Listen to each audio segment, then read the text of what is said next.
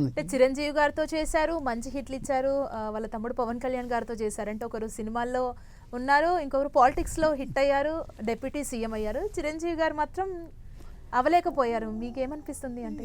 చిరంజీవి గారు ఎందుకు అవ్వలేకపోయాడు అనుకుంటే ఆవిడ ఆయనకి సినిమాలకే ఖాళీ లేదు. ఆయన అంటే పైగా ఒకే ఫ్యామిలీలో అంతమంది ఉండాలని రూలే ఉంది. తమ్ముడు చేస్తున్నాడు, ఆయన నేను చేయాలంటే ఇవ్వరా వాళ్ళు, అది కాదు. తమ్ముడు మొట్టమొదటి నుంచి కూడా ఆ థాట్స్ ఉన్న మనిషి అతను. ఎవరు? మన పవన్ కళ్యాణ్. ఇతను ఆ టైప్ కాదు. అందువల్ల అతనికి ఆ వేవ్లోకి వెళ్ళలేదు అసలు. ముందు ఆయన ప్రజారాజ్యం మొదలు పెట్టాడు, గుర్తుందిగా. అవును, ప్రజారాజ్యం పార్టీని మొదలు పెట్టాడు. మళ్ళీ అది ఎందుకు డిజాల్వ్ అయ్యింది? ఎందుకు ఆయనకే నచ్చలా. ఎందుకు నాకు ఈ గొడవలంతా అనుకోని మానేసి పవన్ కళ్యాణ్ గారు పాలిటిక్స్ లో ముందుకు వెళ్ళిపోయారు, రాణించగలుగుతారు, వెళ్ళిపోయాడు. ఈయన అసలు ముందు అనుకున్నాడు, ప్రజారాజ్యం అనుకున్నాడు, చాలా పవర్ఫుల్గా స్టార్ట్ చేశాడు. కానీ ఆయనకే ఎందుకో సక్సెస్ కాలేకపోయాడు. ఆయనకి సక్సెస్ కాకపోవడం కాదు, ఆయనకే నచ్చలా. ఇది పాలిటిక్స్ అనేది సింపుల్ థింగ్ కాదు కదమ్మా. వాటిని ఆయనకి ఎందుకో సెట్ కాలేదు. అంటే ఒక డైరెక్టర్గా మీరు 50 సినిమాలు చేశారు. అంటే ఒకవేళ పాలిటిక్స్లో ఉండుంటే, చిరంజీవి గారు పాలిటిక్స్లో ఉండుంటే కనుక సీఎం అయ్యే వల్ల అదే ప్రజారాజ్యం పార్టీని కంటిన్యూ చేస్తూ ముందుకు వెళ్ళుంటే? మీరు ఎలా అడుగుతున్నారంటమ్మా? ఆడ ప్రశ్న ఆయన చంద్రబాబు నాయుడు గారు ఉన్నారు ఊరు సీఎంగా. ఆయన కాదని చిరంజీవి గారు నేను వస్తాను ఇప్పుడు కాదు అంటే చంద్రబాబు నాయుడు గారు ఇప్పుడు సీఎం గా ఉన్నారు. ప్రజారాజ్యం పార్టీ పెట్టిన టైంలో అదే ఫ్లోతో వెళ్తే గనక సీఎం అయ్యి ఉండేవాళ్ళు. అది ఎవరికి తెలుస్తుంది? దేవుడు తెలియాలా? నీకు తెలీదు, నాకు తెలియదు. ఆయన అదే వద్దు అనుకుని మానేసిన ఆయన సీఎంగా ఎందుకు పోవాలనుకుంటాడు? ఆయనకు నచ్చలా. ఆయన పార్టీస్లోకి ఇన్వాల్వ్ అయ్యి చేయాలంటే ఆయన తలుచుకుంటే చేయలేడా? కానీ ఎందుకో ఇప్పుడు కొన్ని నచ్చవమ్మా. రాజకీయాలంటే ఎన్ని పాలిటిక్స్, ఎన్ని గొడవలు, ఎన్ని ఉంటాయి. వాటన్నిటినీ ఎంటర్ అవ్వాలంటే ఈయన కొంచెం సాఫ్ట్. ఎవరు? చిరంజీవి గారు. పవన్ కళ్యాణ్ కొంచెం హార్ష్గా అయినా గట్టిగా అయినా మాట్లాడగల మనిషి. చిరంజీవి గారు అట్ట కాదు కదా. అది అన్నదమ్ముళ్ళలో ఇద్దరు ఒకే రకంగా ఎట్టుంటారమ్మా. అంటే మీరు రీసెంట్గా డిప్యూటీ సీఎం పవన్ కళ్యాణ్ గారి అప్డేట్స్ని చూస్తున్నారంటే, అతను ప్రజల్లోకి వెళ్ళడం అవన్నీ చూస్తే మీకు ఏమనిపిస్తుంది? ఏమనిపించింది? కరెక్ట్ అనిపిస్తుంది. ఆయన వెళ్ళిన దారి కరెక్ట్. తనకి నచ్చంది ఖచ్చితంగా నిర్మోహమాటంగా చెప్తాడు. అదే కావాలా. ఇప్పుడు మనసులో పెట్టుకొని ఏదో పాలిటిక్స్ చేసే మనస్తత్వం కాదు. తనకు నచ్చంది ముఖాన్ని అడిగేస్తాడు. ఇలా తప్పు చేస్తానని అడుగుతూ మంచిదే కదా. పాలిటీషియన్ అంత సిన్సియర్గా చేస్తున్నాడు. అది ఓకే.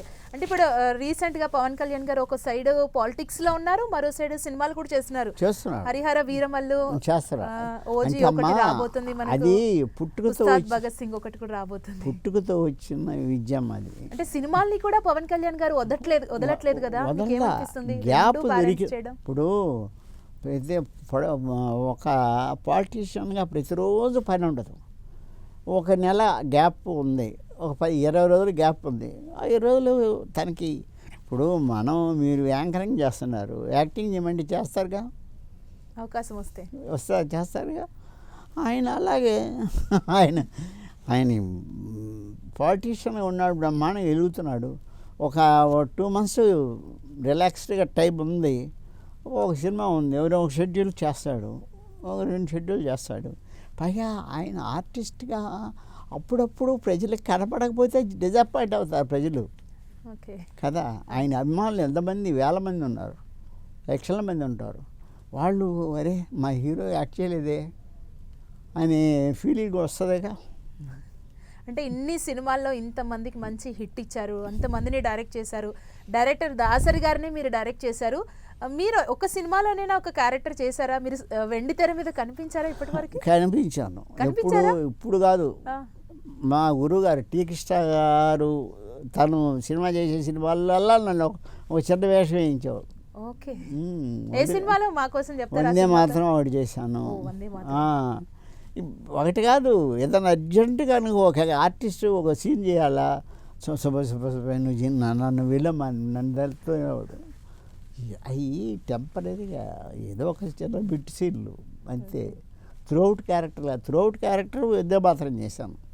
త్రూఅవుట్ క్యారెక్టర్ అంటే ఒక సెకండ్ విలన్కి అసిస్టెంట్గా ఉండే క్యారెక్టర్.